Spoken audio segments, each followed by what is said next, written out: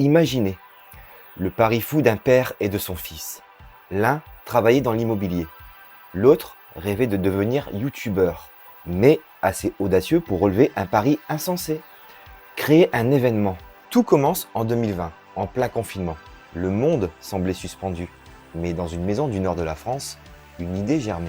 Jérémy Choquet, que l'on connaîtra plus tard sous le nom de Pithiviers, voyait son fils nourrir d'une passion grandissante pour YouTube et pour le jeu vidéo. Ce qui était plus tard un simple rêve d'enfance devint une évidence. Pourquoi ne pas créer quelque chose de réel, de vivant, qui rassemble avec passion, détermination et une bonne dose d'inconscience? Il fonde l'association qui est à l'origine du Ch'ti Week-end du jeu vidéo, Famille de Geeks. Au début, pas de grande scène, pas de milliers de visiteurs, juste une vision et l'envie de partager. Aujourd'hui, le pari attire l'attention auprès de toute la France. Des figures majeures du YouTube Gaming, comme Julien Chies qui est le parrain de l'événement, mais également des créateurs comme Conquerax, Edouard ou encore Guned. Des milliers de passionnés se retrouvent chaque année pour partager la même passion. Pour ma part, j'ai découvert l'événement presque par hasard dans la boutique Cash & Play. Un simple mot, un flyer, une promesse, et elle a été tenue. En entrant dans la salle Bertin-Champ de Lens, j'ai découvert bien plus qu'une convention. Une atmosphère, une bienveillance rare, des sourires, des passionnés, des rencontres. Lost Pixel a voulu marquer la 3e édition avec un vlog illustrant la convivialité, la simplicité et l'éclectisme d'un événement comme celui-ci. Et pour ce faire, j'étais accompagné du poteau Eric qui était venu la veille pour tourner un live le vendredi et qui m'a accompagné tout le week-end pour venir filmer avec moi. Mais nous étions également accompagnés d'Aurore qui était venue tout spécialement ce samedi afin de découvrir une convention à taille humaine, loin des salons plus impersonnels. Et il faut savoir une chose très importante, c'est que Aurore travaille à la BNF, à la Bibliothèque nationale de France, notamment au service multimédia qui est axé justement sur la conservation du jeu vidéo. Venue de son propre chef, elle souhaitait observer, échanger avec les créateurs et ressentir cette proximité unique entre passionnés. Et il faut bien le dire, elle a quand même accepté de passer la journée avec 2 tarés. On en profite pour se réchauffer. Ouais. C'est ça, c'est ça qui vient avec la GoPro, c'est que c'est discret, tu vois. Entre improvisation, fou rire et imprévu, ce qui a rendu l'expérience encore plus mémorable. Bienvenue au Ch'ti Week-end du jeu vidéo. C'est parti.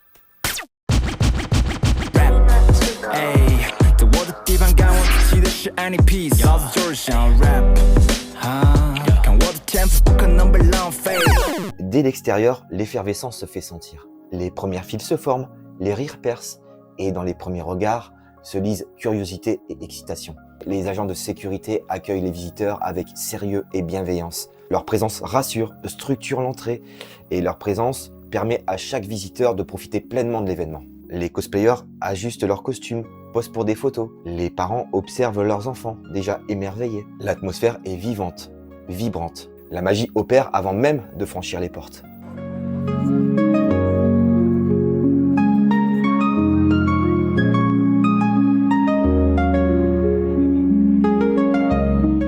À peine l'entrée franchie, l'atmosphère change. On entend le bruit des bandes d'arcade, le clic des manettes, les musiques rétro qui se faufilent à travers les allées.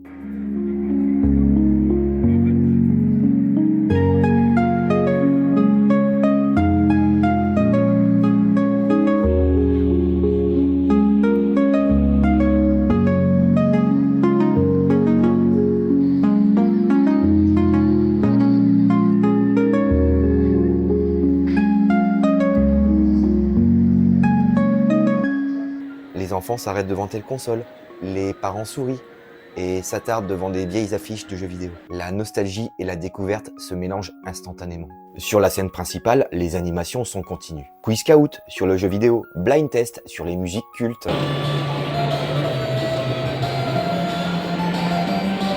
Et nous sommes dans Double Dragon, mais oui, la version arcade, le thème arcade, et nous avons le Ch'ti Player qui s'accroche. Session K-pop, démonstrations interactives, et même des mini-concours improvisés pour les participants. Les visiteurs rient, participent et applaudissent, et parmi eux, les cosplayers qui arpentent les allées, interagissant avec le public et renforçant cette ambiance festive et vivante. Les espaces mettent également en scène les studios indépendants, véritables artisans du jeu vidéo moderne. Parmi eux, Tony DeLucia, fondateur du studio français Too Bad Games, présenter ses créations dont Inkstinction, partageant son expérience de créateur solo et les coulisses de la scène indépendante. À ses côtés, Marc, développeur derrière Moulin aux Bulles, proposait son jeu Decline's Drops, un action platformer entièrement dessiné à la main, illustrant la passion et la persévérance nécessaires pour donner vie à un projet personnel. Le studio Spooky Rabbit qui attirait également l'attention avec son Model Kit Studio, où les joueurs créent virtuellement l'assemblage et la peinture des figurines. Preuve encore une fois que la scène indépendante reste un terrain d'innovation et de liberté créative. Ces créateurs ne viennent pas seulement proposer leur jeu.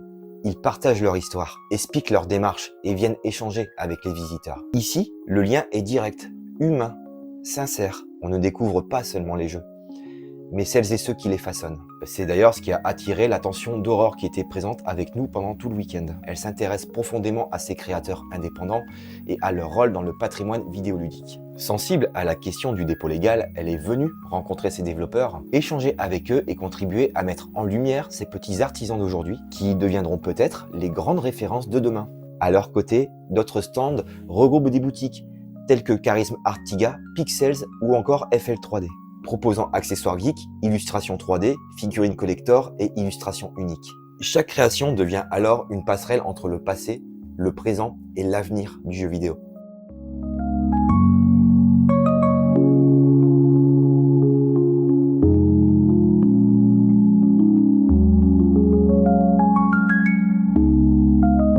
Et puisque l'on parle d'objets qui attirent l'œil, il était impossible de faire l'impasse sur les magnifiques luminaires du stand de Rétronéon. Rétronéon attire l'œil avec ses enseignes lumineuses inspirées des symboles les plus iconiques de la pop culture et du jeu vidéo. Les visiteurs s'arrêtent, prennent des photos, admirent les pièces uniques, mélangeant nostalgie et design contemporain. Nous avons eu l'occasion de poser quelques questions à Michael qui est à l'origine de ces enseignes et à qui j'ai acheté il y a quelques mois l'enseigne emblématique de Café 80 de Retour vers le futur.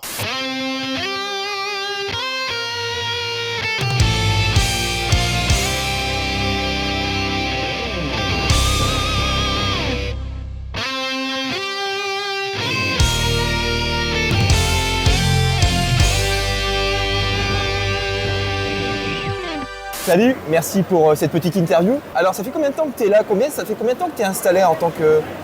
Ça fait plus de 3 ans que je suis indépendant, donc c'est vraiment mon métier. Ok, je fais que ça. Est-ce qu'il t'arrive de faire des commandes spéciales En fait, moi je fais que du sur-mesure. Ok. Donc c'est-à-dire qu'en fait, les gens des fois, c'est ce que je dis, moi je fais que du sur-mesure, mais vraiment poussé à l'extrême. D'accord. Donc, toi, un bonhomme comme ça avec du bois incorporé, ok. Bon ça c'est moi qui l'ai créé. Mais je veux dire, des fois on me dit, bah tiens, je voudrais quelque chose pour ma fille, comme là. D'accord. Un truc pas gnangnan, mais tu sais, elle aime bien tout ce qui est Disney. D'accord. Voilà, tu fais les oreilles avec un truc. Ok. Ça tu peux le garder longtemps. Ok. Donc, par exemple, si on te demande un logo Sega à faire, est-ce que c'est possible, envisageable? Alors, on peut tout faire. On peut, ouais, on peut. Et en fait, j'ai pas de limite. Ouais. En fait, moi, ce que je veux à la base, c'est que, comment dire, tu me donnes une taille. D'accord. Il faut une dimension. Parce que quand je dis que quand tu fais un dessin, il faut des proportions. Ok. Et après, moi, je suis malléable. Je veux dire, je vais faire un dessin, je veux dire, on va prendre vêtements, on va prendre celui-là. Ok. Tu vas me dire, je veux ça, ok. Ok. Si t'as pas d'idée, t'as pas d'image, moi, je vais te le créer. D'accord. Je vais te faire un dessin. Donc tu fais le concept également. Ah oui, je vais faire le concept. Ok. Ah oui. Mais moi, je joue pas sur la taille.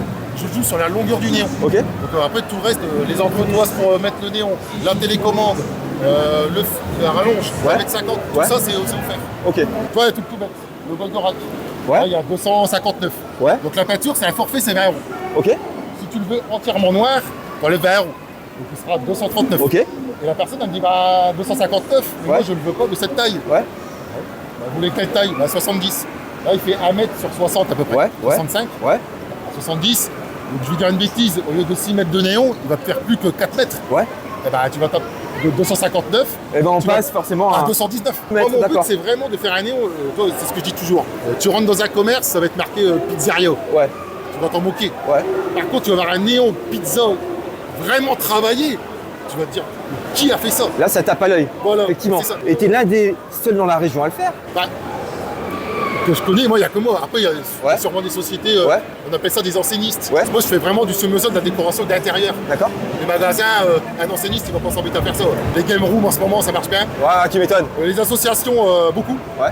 Bah, j'ai des néons qui sont à la Made in Asia. Voilà, Lovecraft Asso. Ok. Donc j'avais fait leur néon. Ok. Ça c'est l'esquisse. Ok. Après t'as le néon. L'Hospital c'est eux. Ok. Donc ils réparent à toi tout ce qui est cosplay, D'accord. quand tu déchires ton costume. Bon, après on fait ce qu'on veut. Hein. Souvent je fais un main levée. C'est-à-dire qu'en fait, hein, le Amaury, bon, c'est la personne qui voulait cette typographie. Mais souvent, je fais une typographie à ma ligne. Ok. C'est plus beau, en fait. D'accord. Et une fois, j'ai eu le tour, il y a quelqu'un qui m'a demandé un manga, un truc avec faire son fils, je sais pas, faire quelque chose dans l'univers de Mario. J'ai fait un Mario, mais j'ai fait un Mario qui fait ça. Ouais. Avec le prénom de son fils. Ok. Voilà, Bah nickel. Voilà, c'est super. Nickel. Et t'as eu beaucoup de demandes là sur cette convention? Non, cette convention, ouais, ça marche très bien parce marche que bien. le jeu vidéo, ouais, c'est. Ah, mais c'est quelque chose qui attire déjà. Voilà, c'est ça. L'univers, il y a beaucoup de. T'as déjà les youtubeurs. Ah, t'as les streamers. Ouais. Moi, les streamers, il y en a qui m'ont demandé. Ouais. Regarde, j'ai fait. Regarde. T'as regardé. Bah voilà, ouais, nickel. Ouais, d'accord. Moi, c'est mon truc, c'est vraiment faire de la personnalisation. Eh ben c'est super, Voilà, c'est super. C'est le but. C'est vraiment l'identification quelque part, Voilà, c'est ça, quelque chose qui est unique. Mais en tout cas, merci beaucoup. Merci à toi. Merci d'avoir Voilà. répondu à mes quelques questions. Les visiteurs eux-mêmes font l'âme de l'événement. Famille participant à des sessions Just Dance. Un Bumblebee géant qui danse. Cosplayer incroyablement détaillé ou tout simplement inspiré. Un Predator qui circule. Tifa de Final Fantasy VII et également la nurse de Silent Hill, tout simplement incroyable et qui a été interprétée par Tiffany que j'ai rencontrée par ailleurs une semaine avant lors de l'avant-première de Retour à Silent Hill. Vous pouvez d'ailleurs aller faire un tour sur sa page, c'est tout simplement incroyable. Et bien évidemment des figures emblématiques telles que Mario qui interagissent avec le public. Chaque mouvement et chaque sourire contribuent à l'ambiance unique de l'événement.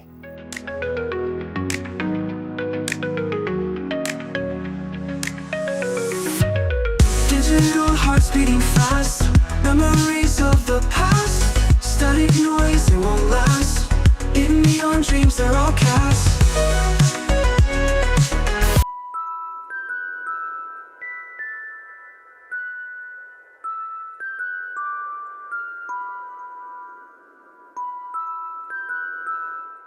Le stand de Chuck est un véritable cabinet de curiosité pour les fans de pop culture et de cinéma. Chaque élément raconte un univers qu'on a vu à l'écran, parfois des dizaines de fois. Chaque détail respire la passion et le soin apporté à la conception. Nous avons eu l'occasion de lui poser quelques questions afin de savoir comment il conçoit son univers et ce qui guide sa passion. Donc salut, je te Salut. laisse te présenter. Je m'appelle Aurélien Volé, alias Chuck. Qu'est-ce qui t'a amené à faire toutes ces réalisations sur Harry Potter? En fait, c'est venu du fait qu'il n'y avait pas beaucoup de demandes. Enfin, il y avait beaucoup de demandes et personne qui était derrière pour dire je vais faire des props Harry Potter. Sachant que je fais aussi d'autres props à côté, en Star Wars, Jurassic Park, des choses comme ça. Ok.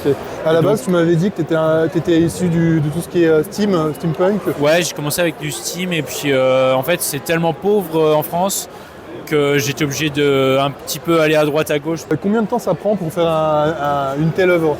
Là, je pense que tu as à peu près 400 heures de travail, en comptant la modélisation, parce que c'est un modèle unique, donc modélisé par rapport aux images du tournage. Je cherche tout ce qui est délai de scène, tout ce qui est footage, donc tout ce qui est images hors écran. Ok. Et puis aussi les secrets de tournage, des choses comme ça. Les photos de making-of. Voilà, les making-of aussi. Actuellement, tu es encore sur des grosses réalisations comme ça. Je fais le cabinet de Dumbledore. Donc c'est le cabinet où il y a toutes les... juste à côté de la pancine. En fait, tu as tous les tubes qu'il met dans la pancine. Ouais. Et toutes les fioles, tu dois avoir à peu près 400 fioles. Et donc je fais l'armoire, elle fait 2 mètres de haut. Ok. En fait, je vais faire Aragog l'année prochaine. Ok. Et c'est monstrueux parce que c'est à peu près 5 mètres par patte. Je vais voir si j'ai le budget. Ok. Sinon, j'ai fait le train. J'ai fait le Poudlard Express à la maison. D'accord. Là, c'est intransportable parce qu'il fait 14 mètres de long. J'ai contacté des modélistes écossais et j'ai demandé s'ils avaient les plans. Parce qu'en fait, c'est une loco écossaise. D'accord. Et ils ont modifié pour le tournage. Tous les caches, tout ça. C'est vraiment des locaux qui sont faits exprès pour le tournage d'Harry Potter. J'ai contacté et puis ils m'ont donné des plans et j'ai tout reconverti parce que tout est en pouce-pied. Donc j'ai tout converti en centimètres. Et puis comme il y a du caviar, il y a des codes partout, tu vois. J'ai pris les codes les plus simples, j'ai tout additionné et puis j'ai fait comme ça au fur et à mesure. Tu as un site, quelque chose où les gens peuvent te demander des commandes? Ouais, en fait venir j'ai acheter une page Facebook, Insta, TikTok, Ok. YouTube aussi je crois. Mais je suis plus présent sur Facebook. Et comment on peut te retrouver si on a envie sur Facebook C'est Chuck Cosplay NFX. D'accord. Et la page de mon association pour la location de véhicules ou de matériel, c'est Rexy Events. Ok, Rexy Event. Donc ça c'est encore en impression 3D, parce qu'en fait je travaille exclusivement en impression 3D maintenant D'accord. pour me simplifier. Puis s'il y a quelqu'un qui est intéressé, en fait je suis capable de refaire exactement le même modèle 3D. Et c'est des pièces uniques à chaque fois, c'est de la modélisation, c'est énormément de temps à passer. Il y a à peu près une centaine d'heures par tête de modélisation et autant en impression. Et après il y a le travail de ponçage peinture derrière. Et après choisir la bonne perruque, les costumes. Et en fait moi j'adapte les mannequins à la taille des acteurs. Bon, en tout cas, c'est vraiment du super boulot. Et, merci. Merci pour ton intervention. Mais aucun problème. Après avoir exploré cet univers où chaque objet raconte une histoire et où la passion du cinéma prend vie à travers les objets qui ont été réalisés par Chuck, notre regard a été immédiatement attiré par une autre forme d'immersion. Non plus à travers des vitrines, mais à travers des légendes grandeur nature, garées à quelques mètres de là seulement et qui ont immédiatement captivé les visiteurs. 2 véhicules ont attiré la foule instantanément. L'inévitable DeLorean DMC-12, véritable symbole du voyage dans le temps, et que par ailleurs vous pouvez retrouver dans notre vlog spécial 40 ans de Retour vers le futur qui a été tourné dans le camping Les Deux Pins. On avait la borne Mortal Kombat, Ouais, on avait, sur laquelle tu as joué avec ton frère. il me semble, ouais. Oui, On y a joué. Ouais. D'accord. Tu avais la Double Sega Rally, la Race Cab, Ouais. La Outrun aussi. la Outrun, En debout, là. et la Toyota Supra qui est une icône de vitesse, rendue célèbre par Fast and Furious. Toutes 2 présentes grâce à DeLorean de location. On les remercie vraiment. Les visiteurs s'arrêtent pour tout simplement poser dans ces véhicules, pour prendre quelques photos et ainsi immortaliser le moment, entre nostalgie et émerveillement. Mais l'événement ne se limite pas à la nostalgie et cherche également à rendre le jeu vidéo accessible à tous, comme Andy Arcade. Andy Arcade adapte le jeu vidéo pour tous, manette adaptée, solutions personnalisées. Les enfants, adultes et passionnés avec différents handicaps peuvent ainsi profiter des consoles qui sont sur place, démontrant qu'une communauté vidéoludique peut être ouverte à tous, sans barrière. Nous avons eu l'occasion de leur poser quelques questions afin de mieux comprendre leur mission et leur engagement. Alors moi c'est du coup Ricard Teddy, je suis président de l'association d'Arcade. Donc on favorise l'accès du jeu vidéo aux personnes en situation de handicap. Comment est-ce que vous développez vos accessoires? Est-ce que vous prenez en compte des demandes spécifiques de personnes handicapées? Alors oui, on fait de la manette sur mesure en fonction du handicap. Parce que chaque handicap est différent et du coup on ne va pas pouvoir fabriquer une casquette par exemple qui répond à tout le monde. Donc on va faire vraiment à la personne. Alors on a quand même quelques trucs, on a un joystick par exemple, un joystick style arcade qui va correspondre à certaines personnes mais pas à tout le monde. Mais du coup oui, c'est vraiment surtout de la production à l'unité à la personne. Ok. Pour quelqu'un qui veut se fournir, quelle est la démarche à faire? On vous contacte via un site? Alors oui, on est sur tous les réseaux sociaux, donc que ce soit Instagram, LinkedIn, Facebook, au nom d'Andy Arcade et aussi sur le site internet andyarcade.fr. Ils nous expliquent un peu leur handicap. Nous, on va se déplacer à domicile, parce que c'est toujours mieux de se déplacer, voir la personne. Et la première question que je leur pose, c'est quel jeu tu veux jouer en premier? Ok. Et c'est de là qu'on va créer la manette à partir de leur jeu. Vous vous adaptez à la personne, mais aussi au style qu'elle a envie de... On a des jeunes qui vont nous demander Call of, Ouais. comme des jeunes qui vont nous demander un Mario Kart. Et du coup, la manette va être complètement différente et plus simple à faire si c'est un Mario Kart. Et nos manettes, par contre, quand on fabrique une manette pour quelqu'un, elle va fonctionner sur n'importe quelle console. Que ce soit la PS5, la PS4, la Switch, la Xbox. En fait, on travaille avec Xbox, avec Nintendo, avec PlayStation. Parce qu'on a eu le tour au début où on allait créer la manette pour, par exemple, la Xbox. Sauf que le jeune me rappelait peut-être un an après en me disant je vais acheter la PS5. Et on était obligé de recommencer une manette. Que là, maintenant, elle est multiplateforme, même le rétro.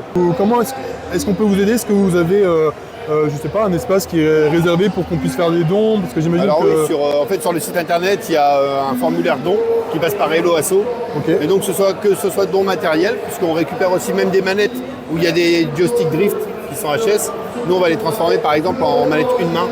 On va transformer un joystick derrière, que ce soit des consoles qu'on restaure, qu'on rénove, qu'on offre du coup dans les centres où on va.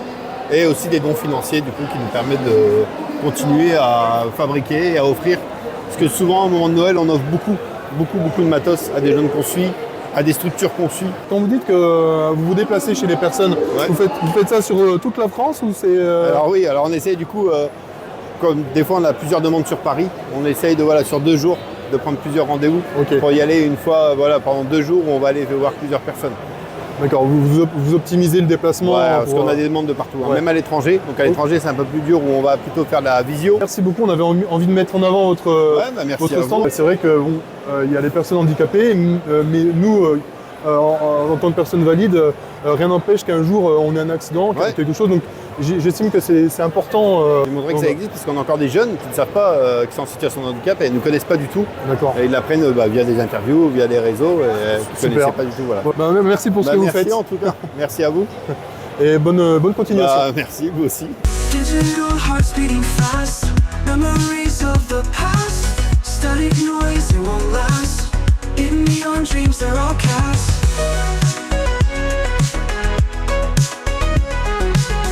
Et au-delà de l'accessibilité qui rappelle quand même que le jeu vidéo est un langage universel, capable de rassembler chacun, un autre stand nous a replongé dans une dimension tout aussi essentielle dans cette culture, celle de la mémoire, de la conservation et de ces trésors qui ont marqué toute une génération de joueurs. Seule boutique présente à la convention, le stand de Cash & Play rappelle à quel point le rétro gaming est une question de collection et de mémoire. J'ai pu par ailleurs échanger brièvement avec Roger qui est un ami de longue date afin de savoir comment se déroulait la convention dans son ensemble. Bah écoute, j'ai envie de te dire, le seul stand, le seul, Ouais, et le l'unique. seul, le Voilà. seul et unique. Alors, comment ça se passe? Ça se passe super bien. Ouais. Ouais. Et on a eu énormément de monde. Ouais. Et là aujourd'hui il y a un peu moins de monde, donc au moins, on peut discuter avec On les peut gens. discuter. Ouais, on peut plus discuter avec Ouais. les gens. Et mais malgré ça on fait des belles ventes et Ok. ouais, si c'est vraiment bien. Ok. Et toi t'aimes bien? Ouais, bah moi, ouais. Bah c'est la seconde fois que je viens. Ouais voilà c'est ça. Voilà, donc, il fait ça vraiment super bien, Famille Ouais, des Geeks. ouais. Et on voit que c'est quelqu'un qui est très humain. Ah mais complètement. Voilà. Complètement.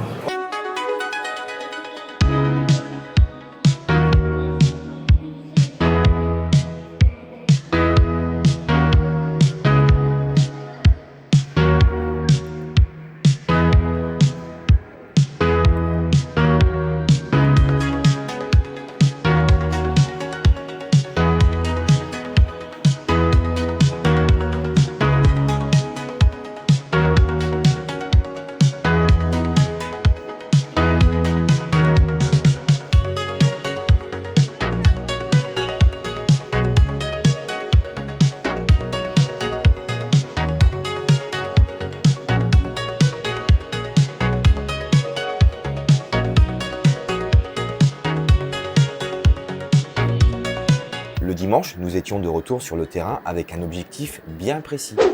Prendre le temps d'échanger, d'écouter et de capturer ce qui fait l'essence même d'un événement tel que le Ch'ti Week-end du jeu vidéo. La foule était tout aussi présente que celle du samedi, mais le rythme nous permettait enfin ces moments privilégiés avec les invités, les exposants et les passionnés. Mais avant de replonger dans cette journée, nous avons vécu un moment aussi inattendu que révélateur. Nous étions dehors sous la neige, à attendre une simple barquette de frites, jusque-là rien d'extraordinaire. Sauf peut-être Eric qui était resté dehors avec son t-shirt imperturbable, comme un véritable viking. Et par ailleurs, il nous a fait un petit clin d'œil à Rocky IV.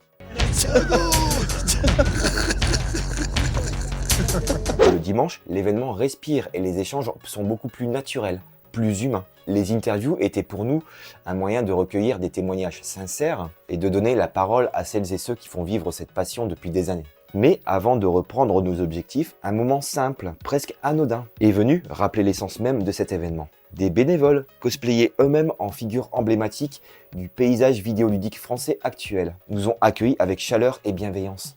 Parce que oui, les bénévoles ne sont pas ici de simples organisateurs, ce sont avant tout des passionnés. Ce sont des passionnés qui vivent pleinement l'événement et qui incarnent des personnages qui ont marqué notre culture et qui contribuent à créer cette atmosphère si particulière, à la fois professionnelle, conviviale et profondément humaine. Et c'est après un petit café bien mérité, nous nous sommes replongés au cœur de la convention, prêts à partir à la rencontre de celles et ceux qui font vivre le Ch'ti Week-end du jeu vidéo. Parmi les moments les plus emblématiques du week-end, il y a également les échanges avec les figures importantes du paysage du jeu vidéo français. Nous avons eu l'occasion de pouvoir échanger avec Julien Chiez, qui est l'une des voix les plus reconnaissables du journalisme du jeu vidéo en France. À travers nos discussions, il est revenu sur ses souvenirs d'enfance, les ou le jeu qui l'a marqué et également ce qui a façonné son parcours dans cette industrie. Qu'est-ce qui fait qu'aujourd'hui tu viens sur un événement comme ça à taille familiale C'est la 3e édition Ouais, du exactement. Ch'ti Week-end. Au début, c'était le Ch'ti Salon tout court. Ouais. Et c'est toujours un plaisir. Moi, j'ai fait toutes les éditions. Ouais, J'étais le parrain de la première édition. Ok, L'année dernière, j'étais là aussi. ok, Mais l'année dernière, je pouvais venir qu'un jour. ok. Et à chaque fois, les gens sont vraiment adorables, viennent au taquet. Et j'adore passer un moment avec eux, quoi. Donc cette année, j'avais la possibilité de venir le week-end. Super. J'ai fait Pithiviers, donc l'organisateur et tout m'a dit, tu veux pas venir le week-end? J'ai fait, si, allez, let's go, quoi. Ok. Et moi, tu sais, quand je viens sur un salon, Ouais. c'est un plaisir pour moi Ouais. de mettre des visages Ouais. sur les gens qui me suivent. Exactement. Parce que moi, au quotidien, Ouais. je regarde l'œil d'une caméra, je regarde ça. Ouais. Alors c'est sympa, mais bon, c'est quand même un peu bizarre, Ouais, quoi. mais bien sûr, bien sûr. Donc pouvoir mettre des visages. Il y a moins d'humain, on va dire. Ah bah ouais, et puis en Sur fait, les gens ils viennent avec leurs questions, Ouais. mais moi j'ai des questions aussi à leur poser, Bien tu sûr, vois. bien Vous sûr. jouez à quoi? C'est Bien sûr, quoi? bien Comment vous sûr. avez découvert la chaîne? Ça me permet de mieux comprendre aussi qui sont les gens qui regardent vraiment ce que je fais. Donc moi j'adore ça. Je Ok. trouve que c'est un super moment d'échange, quoi. Ok, bah écoute, le moment humain, on va dire quelque part. Hein. Super. Ah ouais, Super. ouais. Mais moi je fais ça pour ça. Hein. Ouais, bien Tu sais, quand sûr. je dis à chaque fois vive notre passion du jeu vidéo, Bien sûr. pour moi le jeu vidéo c'est quelque chose qui nous rassemble, Ouais. auquel on peut échanger. Là, Ouais. tu vois, tout à l'heure il y avait des gens qui sont arrivés avec des Lost Odyssey. Pour moi c'est un jeu que j'ai adoré. Quelque part, Clair Obscur Expédition Clair 33. Obscur a bien été. C'est très inspiré, bien il y a sûr, un bien hommage. sûr, bien sûr, D'ailleurs, bien sûr. Guillaume Broche a un peu dédié à Ouais. Hironobu Sakaguchi. Enfin, et tu vois, on m'en parle, on me raconte ça et tout. Et moi, ça me rappelle plein de bons souvenirs et j'adore, quoi. Donc, Complètement. puis j'ai la chance d'avoir une communauté qui est vraiment absolument géniale. Donc, écoute, très variée, bah, voilà. avec des familles Nickel. et tout. Donc, Nickel. je suis content, moi. Bah, en parlant de souvenirs, justement, c'est quoi ton plus beau souvenir d'enfance dans le jeu vidéo? C'est toujours difficile d'extraire compliqué. un souvenir. C'est compliqué. Parce qu'il y en a plein. Ouais. Mais très sincèrement, je dirais que le point de bascule où je me suis dit, ok, j'adore le jeu vidéo, mais en fait, j'ai envie d'aller au-delà de juste jouer Ouais. et de passer d'une certaine manière de l'autre côté de la barrière.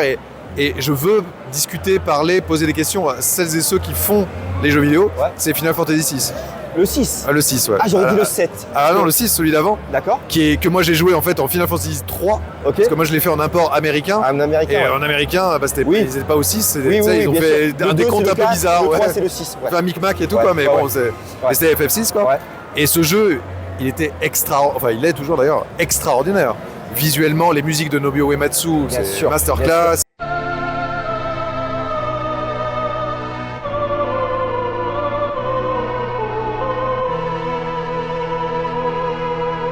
L'histoire, Univers steampunk, quelque part. tous hein. les personnages, Tous les la personnages. deuxième partie du jeu, enfin, Bien sûr. bon, ça m'a. Je rentrais de l'école, en fait, j'enregistrais les musiques sur une cassette audio, tu sais, pour pouvoir me les Exceptionnel. machin. Puis un jour, j'ai Exceptionnel. découvert qu'il y avait des CD audio, des musiques. Je fais waouh. Donc, je faisais des imports de musique. Ouais. Enfin, d'ailleurs, à l'époque, je travaillais pas dans la presse papier, mais c'est ça qui m'a donné envie de le faire. Et quelques années après, quand j'ai commencé à travailler dans la presse papier, à Joypad par exemple, D'accord. j'ai réussi à créer la rubrique Zigpad, D'accord. qui était une rubrique qui était dédiée aux musiques de jeux vidéo. Ok. Parce que moi, j'adorais ça. Et que je trouve qu'en plus, la musique dans un jeu vidéo, C'est quelque chose. en tout cas dans les jeux solo, action, aventure, machin, c'est au moins 50% de l'émotion, tu vois, que tu vas ressentir. Exactement. Et donc ça me paraissait super important, quoi. Super. Donc Ok. et Nobuo Uematsu, mais Ah, mais Uematsu, voilà. à vie, Et- quoi. À vie, exactement. Et dernière question. On reparle d'époque, des années 90. T'es plus Nintendo ou Sega?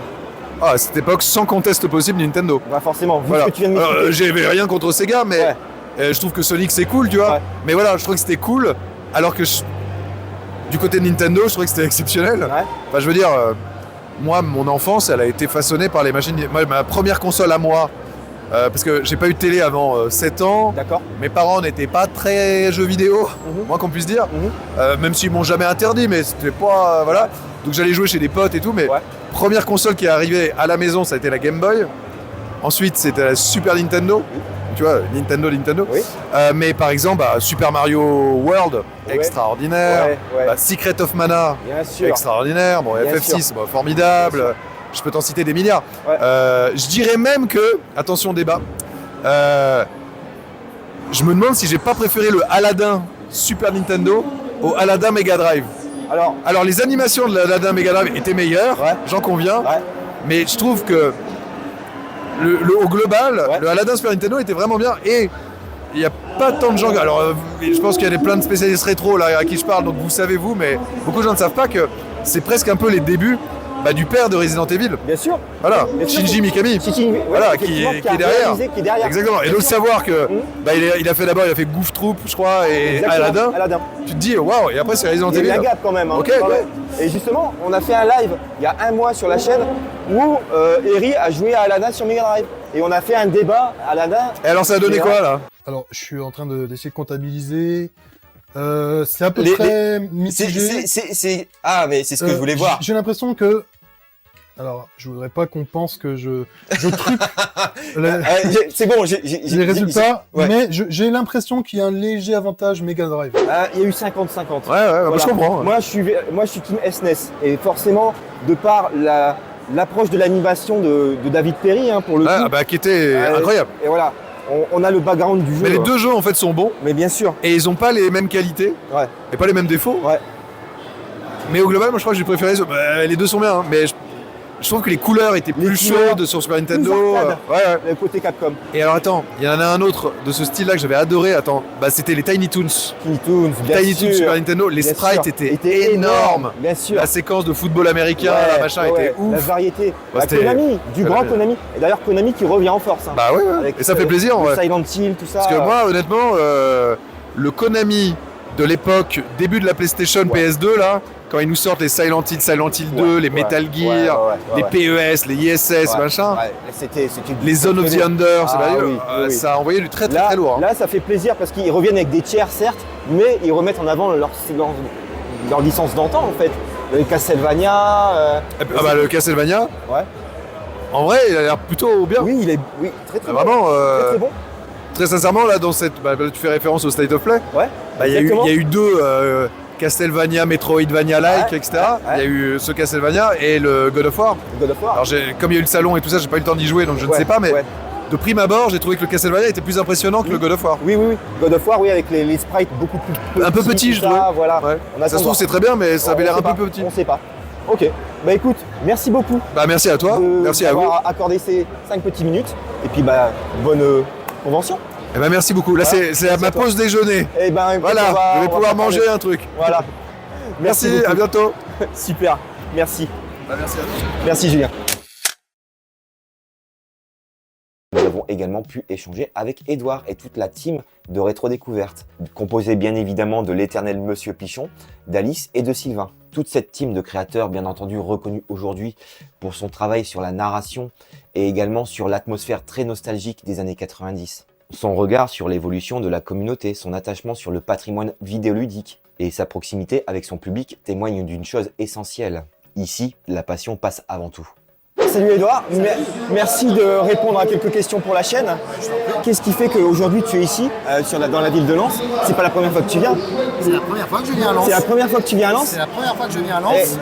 Et je suis là pour la Geek Convention. D'accord. Qui est un événement génial. Ok. On a passé un très bon week-end parce que là ça commence à s'approcher de la fin. On est le ouais, bien sûr. Ouais. Et c'était absolument génial. D'accord. Ouais. Alors comment ça s'est passé? C'est Jérémy qui t'a contacté C'est Émilie qui m'a contacté. D'accord. Qui s'occupe, je crois, des invités si je dis pas de bêtises. Ouais. Et qui nous a proposé de venir avec Rétro Découverte. Elle nous avait déjà proposé de venir l'année dernière. Ouais. On ne pouvait pas. Et là on s'est dit bon allez, on va voir un peu ce que ça donne cette petite convention dont on entend parler dans toute la France. Ah c'est vrai? Mais oui. Et d'accord. C'était absolument. On regrette pas une seule seconde. Je savais pas que c'était national pour le coup. C'était aussi connu. Bon, j'en rajoute peut-être un peu, mais en tout cas elle est réputée. La convention est réputée. Ouais. D'accord, très bien. Et qu'est-ce que tu penses de la mentalité du Nord du coup? Abominable. Ah ouais. C'est reconnu. C'est pas possible. Les gens du Nord, c'est génial. Vraiment, les Lensois sont adorables. Ouais. La bière est délicieuse. La bière, on est réputé pour ça.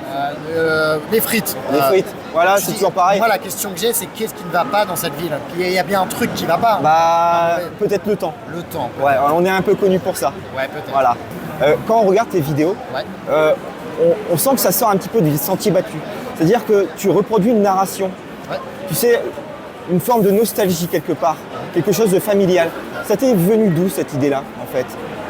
C'est venu naturellement. En fait, parler de rétro gaming à froid, c'est-à-dire juste en parlant voici le jeu, nanana, moi ça m'intéressait pas, je trouvais que ça manquait de concret et de vécu. Et je trouve que c'est beaucoup plus touchant d'écouter quelqu'un parler de ce qu'il a connu enfant et voir nous, c'est notre spécificité, on fait de la mise en scène, mettre ça en scène, imaginer recontextualiser les années 80-90. Pour moi, c'est beaucoup plus impactant que simplement présenter le jeu de manière froide, quoi. Donc c'est venu un peu naturellement. Et sur la narration, c'est un miroir de ton parcours d'enfance?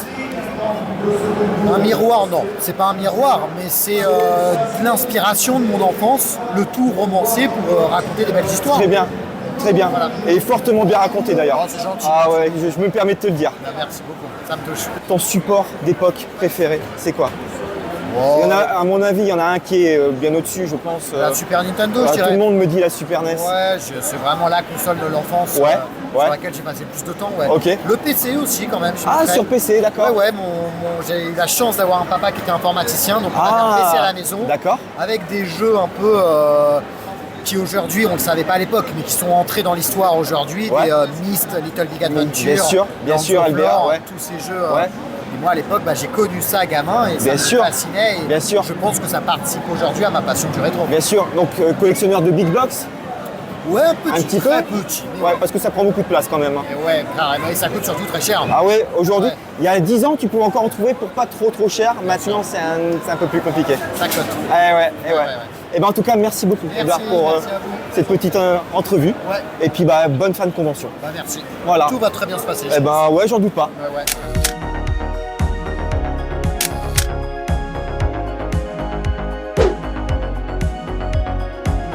Nous avons également croisé Monsieur Garcin, connu pour ses magnifiques illustrations, pour sa vulgarisation dans le rétro gaming et ses analyses approfondies qui mettent en lumière l'histoire des jeux et des machines. Il y avait également Gunned, qui est par ailleurs de Montgiron et qui est une figure respectée de la scène YouTube française et bien entendu reconnu pour ses ouvrages de très grande qualité qui revisitent les classiques du jeu vidéo et de la culture qui les entoure.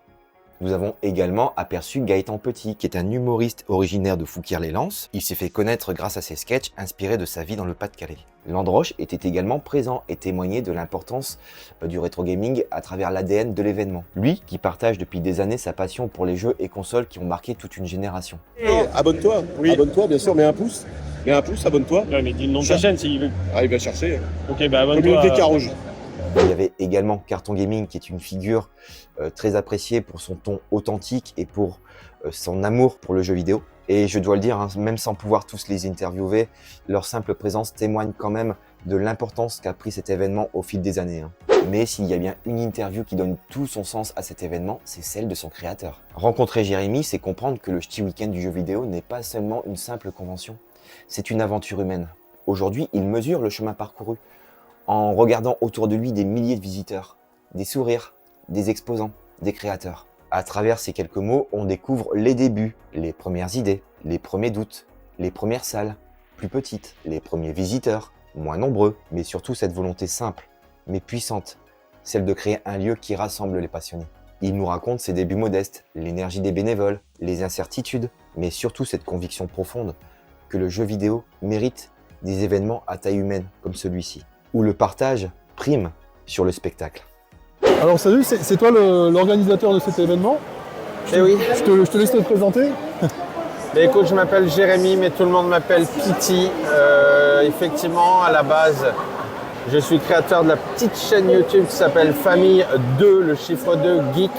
C'est mon fils et moi. On n'avait aucune ambition, mis à part faire un petit truc à deux. Et 5 ans après, voilà où nous en sommes, organisateurs avec la belle association du même nom, Famille de Geek, du Ch'ti Week-end du jeu vidéo. Alors, on en est à combien d'éditions là? C'est la 3e édition, c'est la 2e à Lens, mais il y a déjà eu une première édition à Neu-les-Mines qui n'était pas du tout prévue comme ça. Et c'était tout petit, c'était simple. On a eu 2500 personnes, c'était exceptionnel. Et voilà, ça nous a donné envie de trouver plus de place. Et à Lens, cette salle, elle est fabuleuse, c'est génial. Comment ça se passe en fait pour créer un événement tel que celui-là? Je pense que déjà, il faut être complètement cinglé, déjà de base. Et la chaîne YouTube, en fait, à la base, mon fils, il m'a dit, je veux être YouTuber. Moi, je dis, oh putain, non. Et en fait, on s'est retrouvés dans le Covid, enfermés à deux. Ma femme, elle me dit, on va essayer de trouver un truc pour se rapprocher de lui. J'ai dit, on va créer une chaîne YouTube pour lui montrer que c'est de la merde. Un mois après, on avait 1000 abonnés. Alors, c'est rien 1000 abonnés, mais pour nous, c'était gigantesque. Alors, juste pour faire une idée, je suis désolé, je te coupe. T'as quel âge et ton fils a quel âge? Moi, j'ai 20 ans. Non, j'ai 44 ans, encore quelques jours. Ouais. Et mon fils en a 19. D'accord. Et on a fait cette petite chaîne. Au bout d'un mois, on avait un article dans Jeux Vidéo Magazine. Tu te réveilles, tu ouvres le truc, tu te vois, tu te dis mais c'est quoi le délire? Et en fait, lui, il a pris du recul parce qu'il s'est rendu compte que c'était énormément de boulot. Et moi, bizarrement, j'ai plongé dedans. Et après le boulot, c'est pas du tout mon domaine, c'est pas mon métier. Après le boulot, ça me vide la tête. Et je me suis vite rendu compte que mon délire, c'était chaque semaine, on fait une radio geek le lundi soir où on réunit les gens. Et c'est ça que j'aime. Donc ça a commencé par un resto à 5, à 10, à 20, à 25. Et un jour, on s'est dit, et si on se réunissait dans notre événement? Et il fallait pas me le dire deux fois, quoi. Génial. Et du coup, pour avoir tous ces intervenants, ces youtubeurs, comment ça s'est passé? Tu allais, entre guillemets, démarcher, des gens sont venus à toi naturellement, enfin, comment ça s'est fait? Bah, la première année, c'est comme toute première année, c'est très compliqué. Ouais. Donc j'ai la chance avec la chaîne YouTube d'avoir croisé le chemin de Julien Chiez dans son émission. Bah merci, ça fait plaisir également d'être accueilli. C'est vrai que ça fait des mois maintenant, 1 an et demi, je dirais à peu près, que mon fils m'a fait découvrir ta chaîne. J'ai été invité, on a gardé contact et il a adoré l'idée.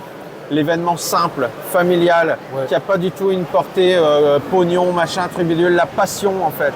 Et il m'a dit, si tu arrives à faire un événement gratuit chez les ch'tis, je viens. Super. Et il est venu et il l'a fait. On peut dire ce qu'on veut, mais tu vois, c'est là où tu te dis, tu reconnais les vrais. Ouais. Et chaque année, il veut revenir. Derrière, on a appelé Conquerax, on a appelé Edouard. Ils ont le smile. Encore ce matin, ils m'ont dit, mais waouh, les ch'tis, vous êtes exceptionnels. Et ce qui est fou, c'est que chaque année, nous, on veut 1, 2 invités et on se retrouve avec 6, 7 parce que chaque année, ils veulent revenir. Et ça, c'est génial. Bah ouais, c'est génial. Et pour continuer pour cette fois le futur de l'événement, est-ce qu'il y a quelque chose, je sais pas, une idée que tu as eue, un invité que tu aimerais avoir pour les prochaines éditions et que tu n'as pas encore réalisé et que tu aimerais faire? Non. Honnêtement, je veux dire, moi, toutes celles et ceux que je voulais voir, ils sont déjà venus. Alors oui, on a encore des noms, tout ça, mais non, c'est même pas ça l'objectif. Chaque année, je la réalise comme si c'était la dernière. Ouais. Parce que c'est quand même, moi je bosse dans l'immobilier, ça n'a rien à voir.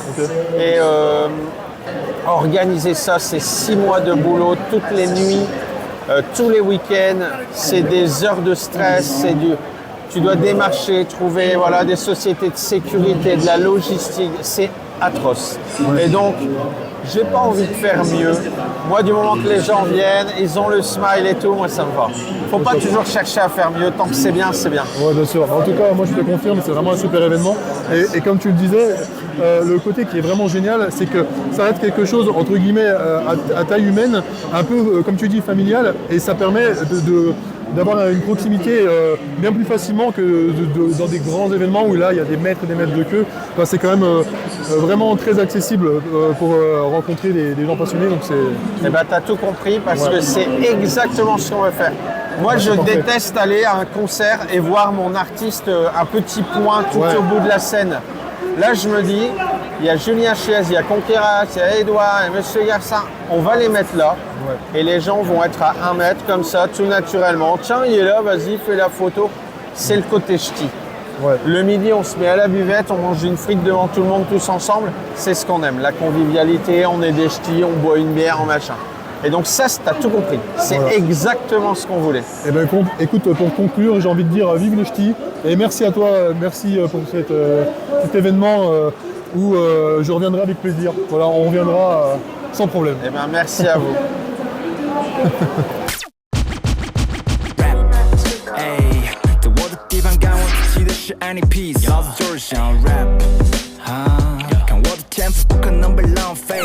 En parcourant les stands, en discutant avec les créateurs et en observant les visiteurs, il devient évident que le Ch'ti Weekend du vidéo n'est pas une simple convention. C'est une véritable expérience humaine et culturelle. Chaque stand, chaque console, chaque objet raconte une histoire, suscite un souvenir et surtout reflète une passion commune. Assis avec Eri devant la scène principale, nous avons pris le temps de faire un petit bilan.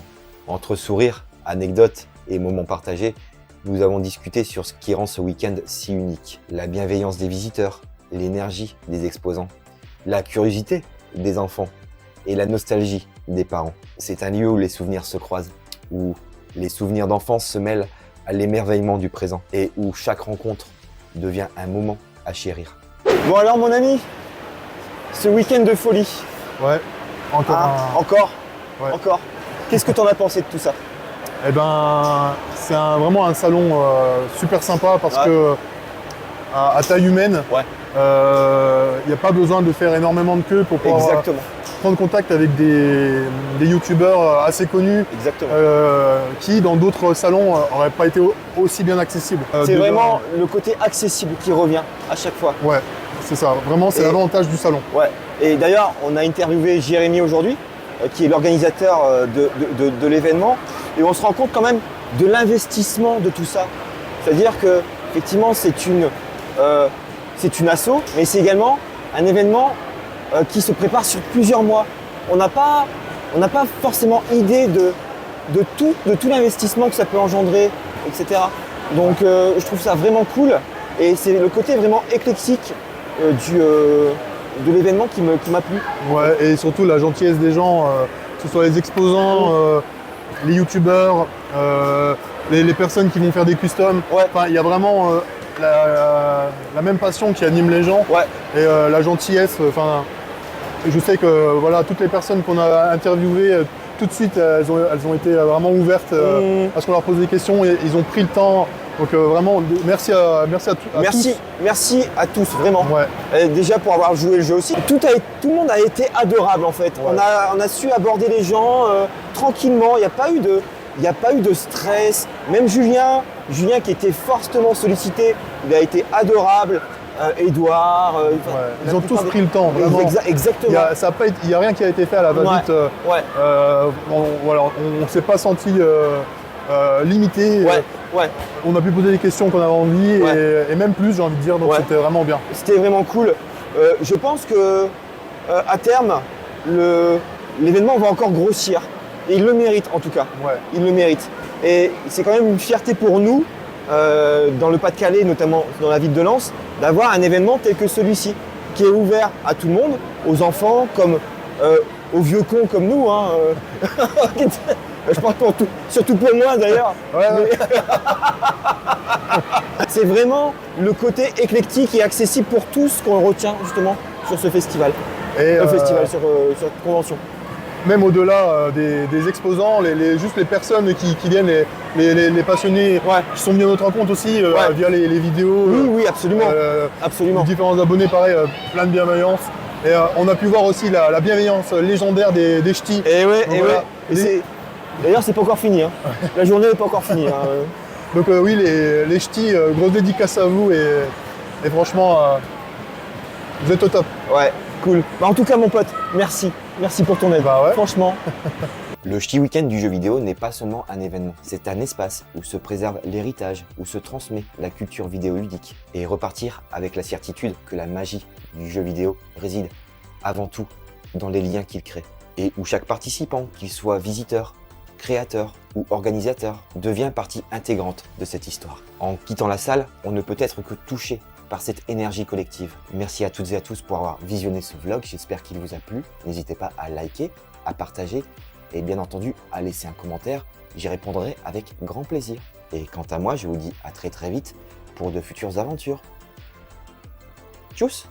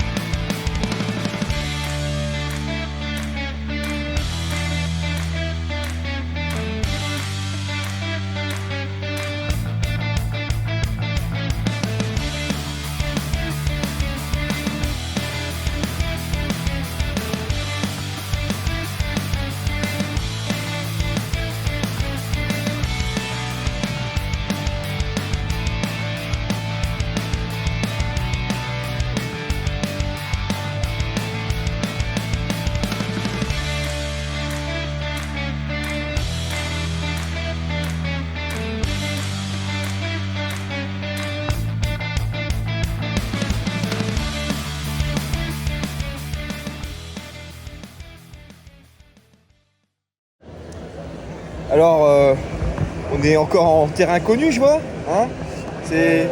Voilà. C'est la première fois que j'y joue. C'est la première fois que tu joues? Ouais, je sais pas trop comment ça va se passer. D'accord. Ah, t'as vu, le tir est déjà chargé à fond en fait. Est-ce que tu vas nous refaire une petite masterclass en direct comme ça, là, devant tout le monde, devant tous ces gens là, voilà. C'est déjà un peu la pression.